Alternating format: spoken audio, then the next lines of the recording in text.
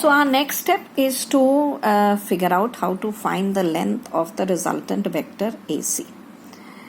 Now we do this by two analytical methods. The first method is called triangle law of vector addition.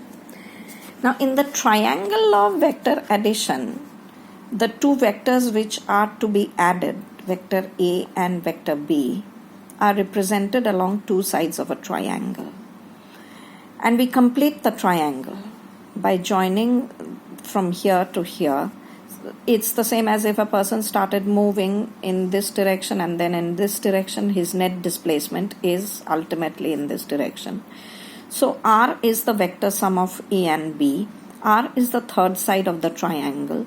So we say if AB represents, AB, which are the two vectors to be added, represent two sides of a triangle, then the third side of the triangle is the vector sum of the two vectors A and B. And let's assume that the angle between the two vectors A and B is angle theta. And the resultant R makes some angle alpha with the vector A.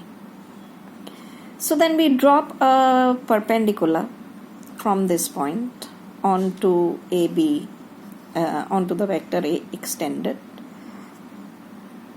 We drop a perpendicular onto that. And then once we drop a perpendicular to this point, then we find from here that this becomes a right angle triangle. So I use Pythagoras' theorem. This is the hypotenuse.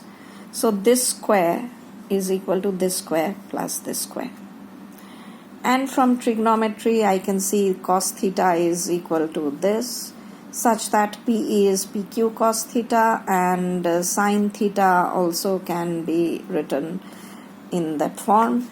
So therefore, I can write from this square is equal to this square plus this square. This is what I get by doing the algebra, and so I get R is square root of A square plus B square plus 2AB cos theta.